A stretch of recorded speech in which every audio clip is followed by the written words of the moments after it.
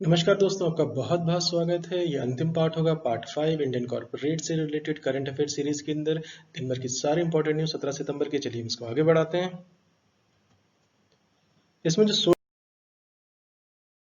Number की news है ये काफ़ी इंटरेस्टिंग है। अदानी जो जीएमआर और ये अमंग 20 फर्म्स जो रह गई हैं, जो जिन्होंने नई दिल्ली के रेलवे स्टेशन को रीवैम्प यानी कि एक तरीके से उसको रीवैम्प करने की कोशिश की जाएगी, उसको बेहतर करने की कोशिश की जाएगी। तो ये 20 जो है नेशनल और इंटरनेशनल फर्म्स मिला के, जिसमें अडानी और जेएमआर ग्रुप भी शामिल है। तो इसमें जैसे कि आपका फ्रांस की है स्कॉटी नेशनली, डेस, चेमिन्स, डी फेयर फ्रांसिस, इन्होंने बहुत दिलचस्पी दिखाई है। अरेबियन कंस्ट्रक्शन कंपनी ने बहुत दिलचस्पी दिखाई है।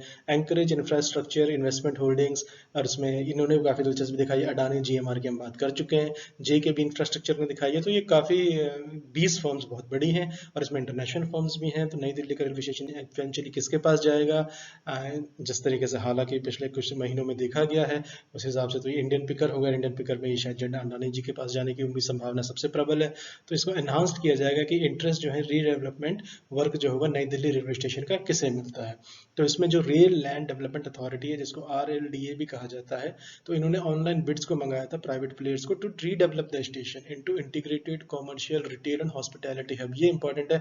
और जिस तरीके से अभी न्यूज़ में आया है 3 दिन पहले, जिस तरीके से वहाँ से 48,000 लोगों को, 48,000 झुग्गियाँ जो है उनको हटाने का फरमान जारी हुआ है, जिसको लेकर थोड़ा सा रेसिस्टेंस है, लेकिन वो हो जाएगा, उनको हटना पड़ेगा। तो किसी तरीके से इंटीग्रेटेड कॉमर्शियल रिटेल और हॉस्पिटैलिटी हब। और आप ये याद रखिएगा कि रेलवे के पास जो है कितनी सरप्लस जमीन है, तो उसका उपयोग करने की दिशा में क्या ये सरकार जा रही है, क्या ये इस तरह की जाएंगी, किस तरीके किस बिडर को मिलने वाला है। तो ये काफ़ी ज़्यादा जिसको कहते हैं बहुत बड़ी न्यूज़ बनेगी। ये चलिए हम आगे चलते हैं। इसके बाद इसकी बिड कितनी जाएगी ये भी इंटरेस्टिंग होगा। इसके बाद जो नास्कॉम है, उन्होंने थोड़ा सा नाखुशी जाहिर की है, या थोड़ा सा एतराज़ है, एक रिमोट सा कंट्रोल सा एतराज़ है गवर्नेंस रिपोर्ट को लेके। तो इंफ्रा टेक्नोलॉजी इंडस्ट्री की जो बॉडी है नास्कॉम, इन्होंने आइडेंटिफाई किया है सर्टेन, नास्कॉम के बारे में हमने पहले लेक्चर में बात की है, शुरुआती लेक्चर्स में।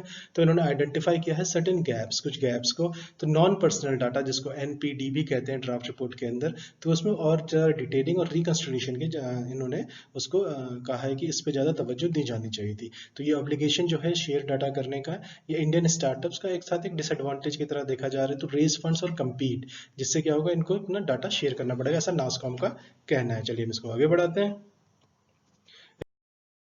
इसके बाद जो अगली न्यूज़ है वो है दिलीप चेरियन, ये ऑप्ट आउट कर चुके हैं ताज जीवी की बोर्ड से।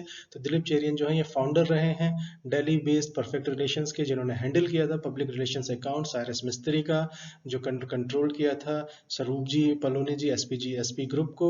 इसके बाद इन्होंने रिग्रेट किया है जीवीके को, सेइंग कि ये नहीं कर पाएंगे ज्वाइन ताज जीवीके होटल्स को। ये वेंचर है, ये ताज टाटास के बीच में और ये जीवीके ग्रुप के बीच में। तो इन्होंने ये कहा है कि कुछ दिनों के बाद इस तरह से रेगुलेटरी फाइलिंग जो हुई थी 10 सितंबर को, उसको बोर्ड ने अप्रूव कर लिया है। तो दिलीप चेरियन ये न्यूज़ में है, किसके साथ है, किन से ये ऑप्ट आउट किया है, तो आपको डेटा ये थोड़ा याद रखना पड़ेगा।